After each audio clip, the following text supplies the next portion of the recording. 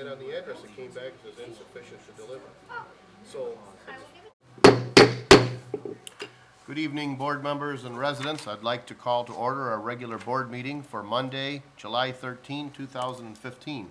Will everyone please rise for the Pledge of Allegiance? I pledge allegiance to the flag of the United States of America and to the republic for which it stands, one nation, under God, indivisible, with liberty and justice for all. Mr. Witt, will you please take the roll call? Yes, Mr. Batanti. Here. Mr. Brado. Here. Mr. Caprell. Here. Mr. Tavanello. Here. Mr. York is asked to be excused. Mr. Witt here. Mr. Verkest. Here. Thank you.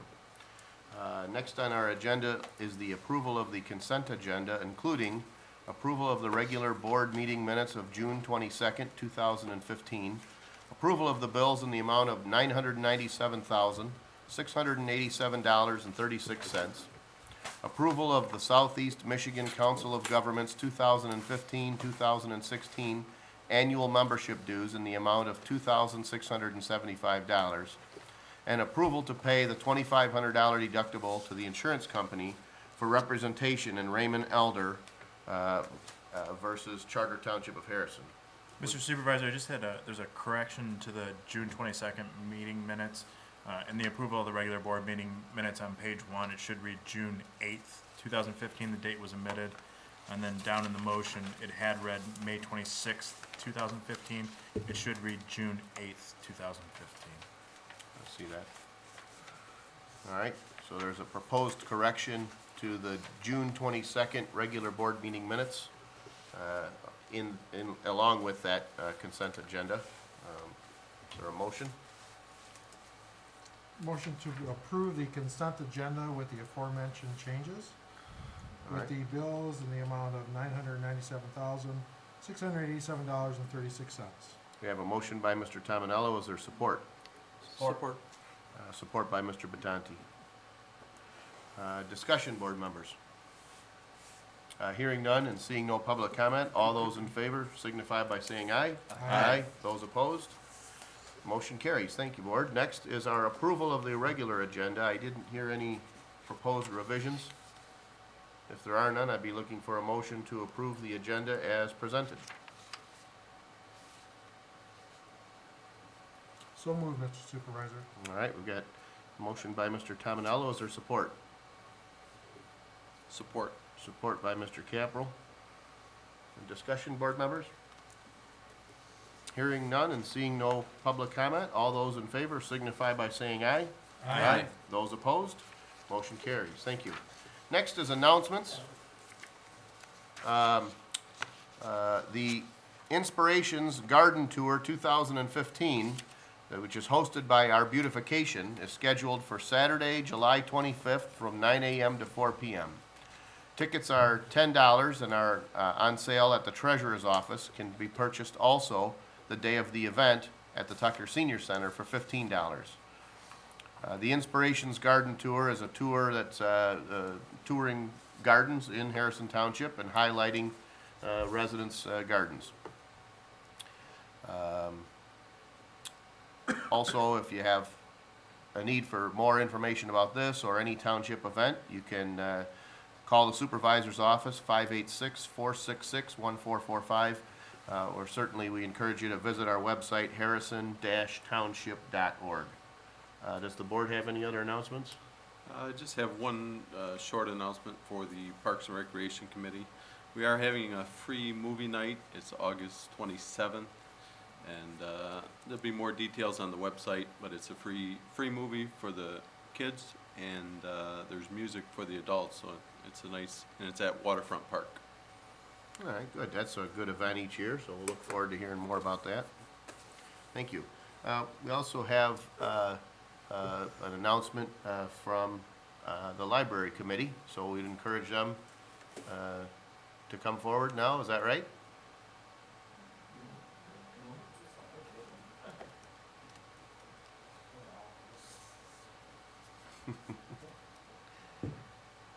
It looks like we'll actually get a lesson in impromptu speaking here. Oh, I don't think so. Okay.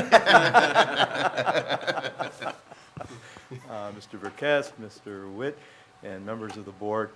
It's my great honor to introduce, on behalf of the Harrison Township Library Board, we'd like to let you know the wonderful things that are happening on the other side of this wall.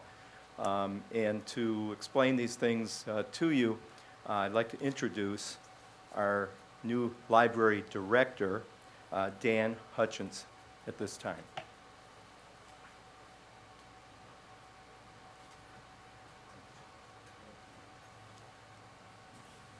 Thanks, John.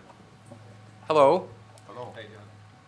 my name is Dan Hutchins, and I'm the director of the Harrison Township Public Library. I've worked in libraries since the age of 17. I started at the Rochester Hills Public Library as a shelver, and after 4 years was promoted to the checkout department. And a few years later, after completing my bachelor's degree, I attended library school. After library school, I was hired by the Brandon Township Public Library. There I was involved in the construction of a new facility. After this, I worked in the private sector for a few years. I repaired computers for auto body shops, and I also worked in my family's business. It was in the private sector that I learned the value of a dollar. The first lending library in the U.S. was founded by Ben Franklin in 1731. This library was a fee-based library. Members paid a fee to join and paid membership dues every year after that. In the back of the library's catalog, Franklin mentioned that the library was open to the general public as well. Those who were not members were allowed to borrow books. However, they had to leave a deposit equal to the cost of the book. The privilege of being a member meant books could be borrowed for free. A town in Massachusetts named itself after Franklin, and in his honor, Franklin donated 116 books to the town. Franklin's town council voted to lend the books to all Franklin residents for free in 1790. This small collection donated by Franklin can be considered the first public library in the U.S. The first free public library in the world supported by taxes was in Peterborough, New Hampshire. This library was founded at a town meeting much like this one in 1833. The industrialist Andrew Carnegie, himself a beneficiary of the American Dream, was a significant supporter of the public library movement.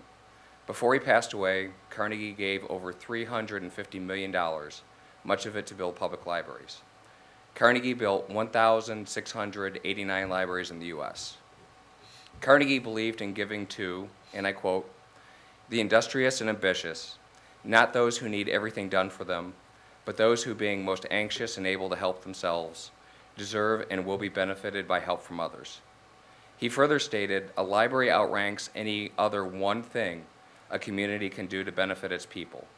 I choose free libraries as the best agencies for improving the masses of the people, because they give nothing for nothing. They only help those who help themselves. I myself am a homeowner and a fiscally conservative person. As such, I'm not always thrilled by the tax increases asked of me at the polls. However, I recognize there are many taxes that ultimately benefit me. I gratefully pay for the protection of police and the fire department. While I have no children of my own, I recognize a good public school system benefits not only my neighbors, but also my own property values. In a similar fashion, funding a high-quality public library benefits both my neighbors and myself. For instance, the popular ratings website niche.com uses access to libraries as a factor when rating communities as desirable places to live. Having a high-quality library in my community positively impacts the value of my home. Libraries also facilitate positive outcomes for my neighbors. Let's face it, times are tough. In spite of what we've been told, the economy hasn't recovered in any significant way. Libraries allow those without internet or computers access to employment resources and the tools to apply for jobs. The tech access afforded by libraries also helps local employers to fill empty positions with a motivated local workforce. Books are expensive. Libraries provide access to books not only for entertainment, but also for literacy, learning new skills, and solving everyday problems. Since the millage passed last August, the number of library card registrations has doubled, or put in other terms, experienced a 100% increase. In the period from August 2013 through July 2014, the Harrison Township Public Library registered 436 new members. In the period from August 2014 through today, the library has registered 877 new members. Since passing a millage, the library has introduced many new services to the community, such as membership in the Suburban Library Cooperative. This membership allows Harrison Township residents to borrow items from the 21 other libraries in Macomb County and beyond. The Harrison Township Library has joined Melcat, a statewide system allowing our residents to borrow items from hundreds of other public and academic libraries in Michigan, and to have those items delivered to them in Harrison Township in as little as a week free of charge. Right now, we're in the process of hiring our first paid staff. In early August, we will expand from 22 hours per week to 40. That's from 3 days a week to 6. A few short weeks later, we will introduce Overdrive, a service allowing our residents to download ebooks and audiobooks to their mobile devices and computers free of charge. Soon, we will also expand our children's programs. These new hours, services, and programs are only the beginning of what we plan to offer in the coming months and years. Of course, none of this would have been possible without the tireless efforts of our dedicated volunteers. It is to them we owe this wonderful library. For me, this is an exciting time to be involved with the Harrison Township Public Library. The library has a bright future ahead of it, and I'm working 7 days a week to bring you that future. I am proud to be your library director. I ask you to join me in building this fine organization for this fine community. Thank you. Thank you. Well, on behalf of the board and the residents, we thank not only Mr. Hutchins, but the library board and all of the volunteers. We're very fortunate to have a library finally. So thank you for all of your efforts. All right, next on our agenda, item B1, approval to hire a part-time parks and ground maintenance worker at a rate of $11.50 per hour with no benefits. Board members, back at our June 8 meeting, we approved advertising and interviewing for the position of a grounds and maintenance worker. We conducted interviews over the last week, and as of the agenda, when the agenda was published, we didn't have a name. I passed out a resume to each of you. We believe of the applicants that we spoke with, Mr. James Peterson would make a good addition to our maintenance department. You might remember that this hire is a hire to replace one of our maintenance workers that's made a decision to move out of the state. So we're really not increasing our workforce, but replacing one fellow who's moving on with another. This gentleman is a Army veteran and worked 30 years in the city of Detroit, all the way up through the position of foreman in the road construction and paving. He's skilled in operating lots of machinery, and we believe that he'll be a good fit. I'll remind everyone, this is a non-union position. This is an at-will employee. So while we go through the process of interviewing and try to choose the best candidate and believe we have the best candidate here, it's certainly an employee that, there's no per se probationary period, but we'll know best once we actually, put him on the job if the board sees fit. Mr. Supervisor, make a motion to hire James Peterson for the position of part-time parks and ground maintenance worker at the rate of $11.50 per hour with no benefits. All right, we've got a motion by Mr. Tominello. Is there support? Support. Support by Mr. Caprell. Discussion? Hearing none, we'll open the floor for public comment. Thank you, William Bardell. I'm not against hiring this guy. I just want to make a real quick comment. When you hire this guy, can you school him a little bit on as far as throwing Roundup in our ditches? As you see out here, these wastewater treatment plants and water purification plants are having harder and harder time purifying the water. When you put Roundup in a ditch, instead of putting on your yellow boots and going in there with a weed whacker, like these guys were doing 2 months ago, if you put Roundup, it's not like putting it along a fence to kill the grass. When you put it directly in a drainage ditch, that goes directly in that Lake St. Clair. Goes directly to the water processing plant, and it's harder and harder. It's like flushing medication down a toilet instead of bringing it to your local pharmacy. So I urge you, when you school these guys and you hire this guy, to tell them, please do not put Roundup in drainage ditches. Put on your yellow rubber boots, go to your trunk of your car, put on your yellow boots, and weed whack the ditch. Do not put grass killer in the ditch. Also, do not put Roundup along trees. It kills the bark. If you know anything about trees, it kills the bark. Gingerly weed whack around the trees. Do not put Roundup around trees. Do not put Roundup in drainage ditches. Thank you. That's all I got to say. I hope you can school this guy on this, and they don't do that anymore out there. Please don't put Roundup in drainage ditches, please. I don't know if we gotta bring the DNR, they'll let them weigh in on it, but please don't do it anymore. Let's not open up a Pandora's box here, but just don't do it again. Thank you. Thank you. Seeing no other public comment, we'll close the floor for public comment and move back to board comment. Any comments, board members?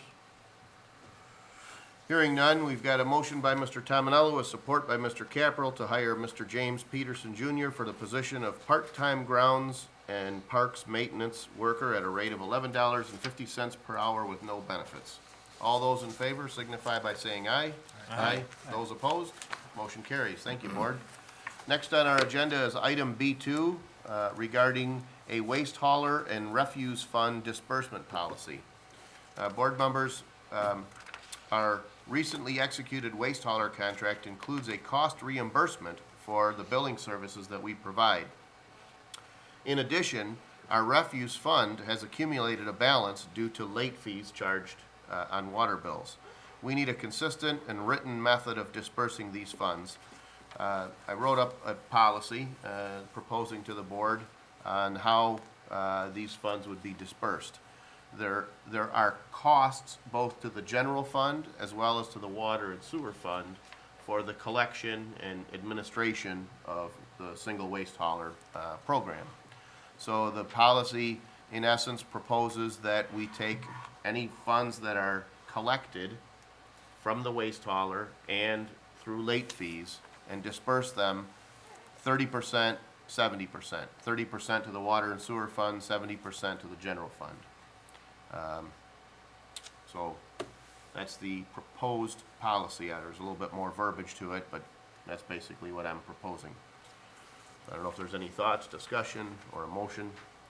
I'll make a motion to adopt the waste hauler refuse fund disbursement policy as presented. All right, got a motion by Mr. Brado. Is there support? Support. Support by Mr. Caproll. All right, discussion? Yes, Mr. Supervisor. It's about the 70-30 split. Mhm. And while there's obviously costs against the water and sewer fund, Mhm. I realize that. Previous to this, we didn't collect anything, so this is new monies coming in. Okay. And my suggestion would be that for at least the next year or so, that we allocate all of the funds to the general fund. Okay. And I would recommend that, given the fact that we have some additional burdens against the general fund, and this is a new source of revenue. And if we find that in a year or 2 years that situation has improved, we can always rewrite this policy. Unless there's something that's required that we do it this way, I would recommend we start out with all of it going to the general fund and look at it again in a year or two. Okay. And certainly I mean, the answer there is it's the will of the board. There is no, that I know of, there is no legal requirement that the funds be dispersed this way. I can offer an explanation as to why. There is an issue with it. Okay. Because we do allocate, we have expenses out of the water and sewer fund that are not water and sewer based. Because the water and sewer fund is an enterprise fund, in the past years, we've been allocating money to there already to cover some of the costs associated with this work, because they do the billing. They can't expend water and sewer money that we collect for water and sewer rates for the purpose of billing out water or a trash issue. So in the past, what's been done is money's been taken from the fund just based on what we've done through budgeting. There hasn't been a formal procedure for that allocation. But because of the increased fee that we're receiving now under the new service, we thought it made sense to have a more formal policy. We're trying to, it doesn't 100% cover the cost, but what we make, and that was the thought process between the division. So when you said, Mr. Witt, that we take money from the fund, are we currently taking money from the general fund? and Not the out- general fund, the waste hauler fund. Yep, so so let me expound on that. There's a particular employee in our water and sewer department who is working in the process of that billing.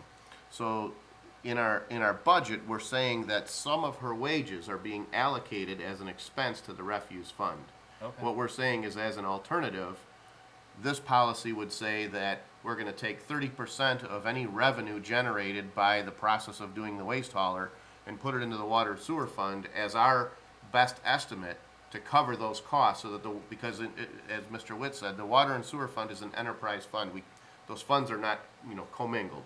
There's a cost for that, so we can't make a profit from the water and sewer, and the water and sewer can't provide other services. So for example, if, recently we did some patching, I think last summer, in our parking lot. Those dollars have to be charged to the general fund. So if we take, Mr. Smith and Mr. Jones from the water and sewer department, two water and sewer, field personnel, they spend 8 hours laying down some asphalt, we have to take the cost of that asphalt and the 16 hours of labor, and there's a cost to the truck or parts or materials, that has to be charged to the general fund. So what we're saying is, we've got an employee whose, her primary job is billing Right. for water and sewer, but as a part of doing that process, she's really billing for trash.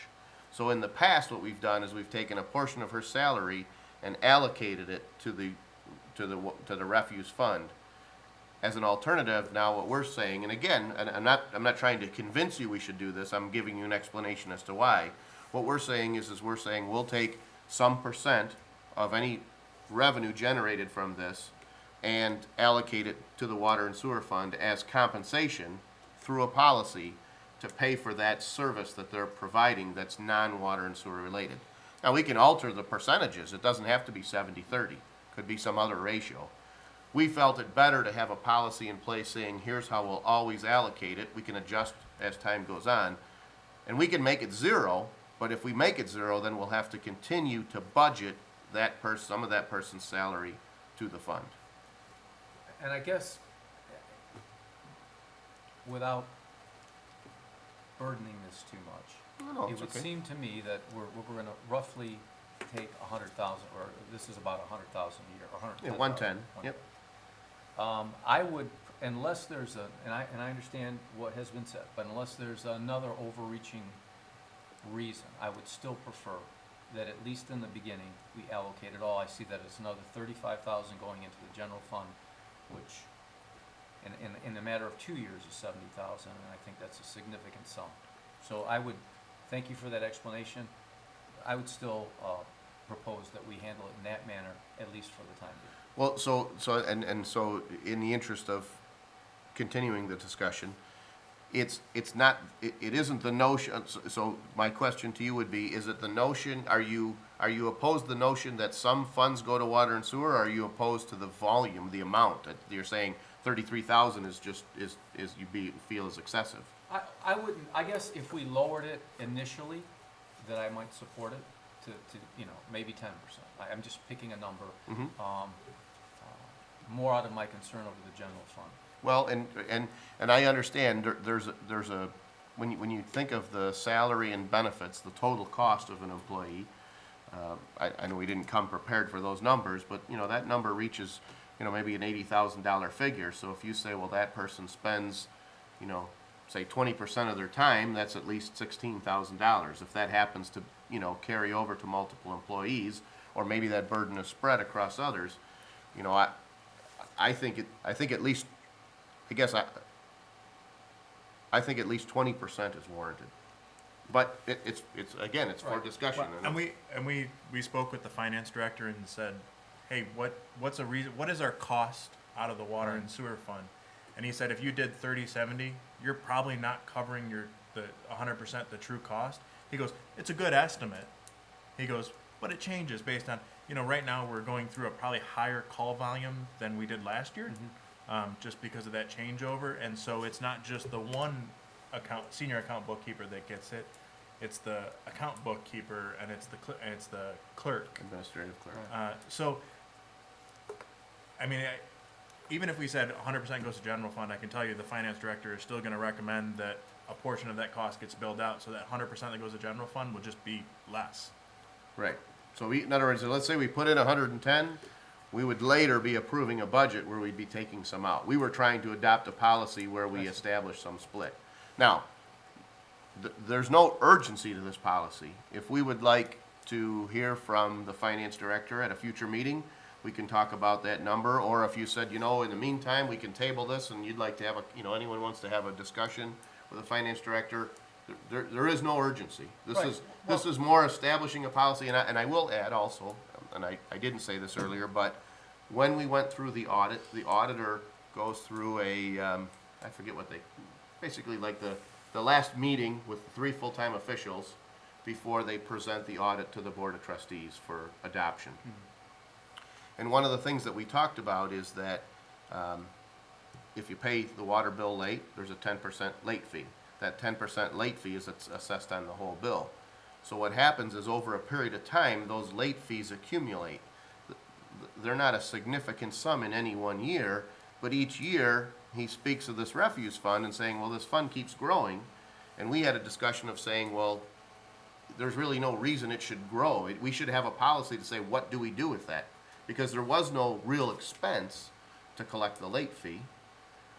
But, I mean, there's no expense to collect the late fee on a water bill, but it's an encouragement, like so many other things, to make sure that people pay on time so we can pay our bills and keep the system operating. So late fees on a water bill go into the water and sewer department, but late fees on a trash bill go where? So that's why we said, well, some of it is administrative. Some of it has to do with, the calls that are, say, received at the supervisor's office. If Mr. Huth has to address an issue, that's a general fund expense. So some of those expenses fall through. The treasurer's department certainly, handles the bulk of the collections. So, In the finance department with the accounting, and that was where we ended up with the 70, is because you really, just on a day-to-day basis between the accounting and the treasurer, we figured, that roughly $77,000 starts to address the cost that we actually incur to provide this service. Right, to our so I'm not trying to split hairs here, I realize that it does not change the fact that there's expense. on both being- sides. I understand that. My main concern is that we cannot take funds out of the water fund for general fund purposes. And I'm Absolutely. trying to, this is only an attempt by me to try to get a little bit more into the general fund. If that's inappropriate, or, I'm not really looking to split hairs over it. No. Whether it's 20 or 30%. I was just my goal was to try to make as much available to the general fund as possible, and I'll leave it at that. Yep. And the proposal is based on the fact that both the general fund and the water and sewer fund do incur an expense to manage Understood. this process. Okay. The recommendation we received was 70-30. We could certainly argue that in the beginning, both sides are burdened. We went through a process, this board went through a process to go through bid specs and review of things. Certainly, there was a lot more of our attention that was directed there. But as Mr. Witt said, in the beginning, there's also a lot more calls that come in, and oftentimes they might go to the water and sewer department because it's on their bill, and so people naturally call as a result of that. So we can look at it either way. We can adjust that percentage. I don't know what the feeling of the board is. Like I say, that was the recommendation from the finance director. If we said 20-80, we're never gonna be that close to say, boy, Right. here's the number and Right. let's track the calls. It's not gonna come back to that. We more specifically wanted a policy that this board adopted to disperse that money that we all voted and agreed to. And, I propose 70-30. If you're more comfortable with 80-20 and there's an interest to adjust that figure, I'm certainly open to that. I wouldn't even suggest a change at 80-20. I'll stand with my original thought about all of it, but I understand your point. Okay. All right. Any other discussion? Hearing none, we'll open up the floor for public comment. Okay, I don't know if anybody remembers, about a year ago, a resident came up and was wondering why the total, not with the late fee, was not in the lower right-hand corner.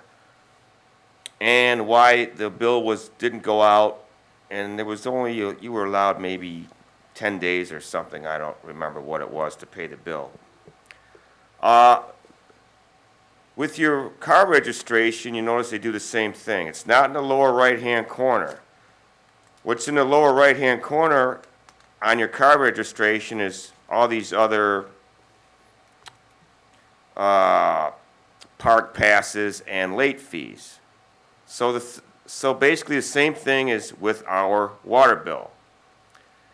So you're going to get extra money because people that aren't going to read the whole thing aren't going to look in the lower right-hand corner for what your cost is going to be without a late fee. And we talked about this a year ago, and we danced around a circle, and it was never changed. I know you have to retool the print and make a new thing and mail the bill out sooner.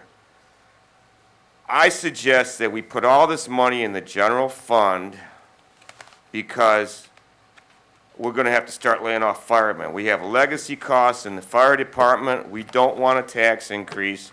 Let's put this money in the general fund and take care of our legacy costs. We don't have to throw this money at the water department, give them some play money. No, let's put this in the general fund like all the municipalities do. And if they need money, they lobby you guys for the money and tell you why they need the money, like it's normal. But I would put all this money, like Mr. Bentoni said, into the general fund. We've got trouble with legacy costs in the fire department. So while we try to get the firemen to move back to Harrison Township and we take care of this problem, let's put it in the general fund so we don't have to lay off firemen. Thank you. Thank you. Seeing no other public comment, we'll close the floor for public comment and move back to board comment. Is there any comments, board members? Hearing none, we have a motion by Mr. Brado with support by Mr. Caproll to adopt the waste hauler refuse fund disbursement policy as presented. All those in favor signify by saying aye. Aye. Those opposed? No. Motion carries. Thank you, board. Next on our agenda is public comments. Public comments can be of any general nature with a 5-minute limit. Hello, William Bardell, 18-year resident. About 6 months ago, we signed an agreement with the Macomb County dog catcher, animal catcher, what have you. And it was a suggestion by Mr. Bentoni that we put on the question and answer section of our Harrison Township website. I know there's 4 question and answers on there. Who patches your road? How do I get a gun license? How do I get a dog license? What do I do if a power line's down or something like that? Just 4. But Ken, you had said on your honeydew wish list that you were going to put on there if you needed to call the dog catcher after hours on your question and answer section. This was 5 months ago that you were going to put that on there to call Macomb County Sheriff's Department if you had trouble with a stray dog or what have you. So that was one thing. The other thing I want to talk about was on your simple recycling. There were some comments, myself, maybe Mr. Semstock, Mr. York, Mr. Rice, about the simple recycling taking money from the veterans who are defending our country so we don't have to fight, and the charities. And Ken, you had mentioned, well, it's a good idea so people think about recycling more. Let's extend out an olive branch and put the sites on the computer along with the simple recycling. While I checked it out, and while I hit simple recycling, I saw simple recycling and the phone number, boom, it came up really nice and easy. But while I went to Purple Heart and I went to the veterans and the other sites, I didn't get the number. I hit that, and I tell you, to get the number, I had to scroll down maybe 10 pages, hit a bunch of buttons, and I still didn't get a phone number. So what I'm suggesting, and I'd like to ask you, and I hope this doesn't take another 5 months to do, I would like you, along with simple recycling, I know you said let's put the olive branch out, let's have Simple Recycling, let's have the veterans, let's have Purple Heart, and the number right there. Once you hit that, there's your number. Once you hit that, there's your number. It's right on front. Then take you through all the prompts, play the videos, and all the speeches. There's no way to get the phone number, but Simple Recycling does have the phone number. So I would like you to put the local phone numbers for those charities on the website for each one. As soon as you get on it, boom, there's the number. Just like you have when you hit the Simple Recycling. There's the Simple Recycling, there's the phone number, here's the procedure. On all the other ones, there's the big, long procedure and everything, and you just about can't find the number. So make it the same as Simple Recycling. I know you have Simple Recycling first. The other thing I want to talk about is we got to stop putting Roundup in the ditches out here. You got to stop it. That stuff goes right to the lake, and it's harder to process that water. So let's get the weed whackers and weed whack the ditches like these guys did before. Also, I'd like to let anybody know who's new to the area the difference between Canadian geese and ducks. I urge everybody, don't feed the Canadian geese. The Canadian geese have longer necks, longer legs, and their poop is toxic. Usually if you have a boat sitting in the water and you got poop on the swim platform, 9 times out of 10, I think it is a Canadian geese that's doing it. Your mallard ducks, the male duck has a green head to attract a mate. The girl ducks have a brown head, and they have a shorter neck and shorter legs, and they wobble like a duck, of course, like the old saying. But there's a difference between ducks and geese. Now, you cannot, if you see a geese crossing the street, you can't run over the geese. They're protected. Slow down, put your flashing signals on, and don't play games with the geese. But I would suggest, please, in my opinion, don't feed the geese. It scares away the mallard ducks. I would rather have more mallard ducks here than the Canadian geese. The mallard ducks are just cleaner, and they get scared away by the Canadian geese. So I urge everybody to please be aware, if you are feeding ducks or geese, please try not to feed the Canadian geese because you scare away your mallard ducks. Again, the mallard ducks have a shorter neck, shorter legs, and usually the male duck will have a green head, but please don't feed the Canadian geese. It scares away your mallard ducks, and we like mallard ducks. Thank you. Thank you. Seeing no other public comment, we'll close the floor for public comment, move back to board comment. I can certainly talk to our webmaster about the dog catcher. I apologize, I don't recall making a commitment that we were gonna add something about a dog catcher, so that would be my error. I don't have anything there. As far as the sites for charities, not only do we have the numbers listed, but directly on the page, you click one page to go to Simple Recycling. All the numbers are listed on that page, and on the left, there are direct links to the actual websites for all of the places. I don't know what else we could possibly add to that site. So I don't know what more we could provide, but perhaps a future conversation will clarify that, or maybe we can talk about it after the meeting. Any other board comment? Hearing none, be looking for a motion to adjourn. So moved. Is there support? Support. It's been moved and supported that we adjourn. All those in favor say aye. Aye. Those opposed, motion carries. Meeting adjourned. Thank you, board.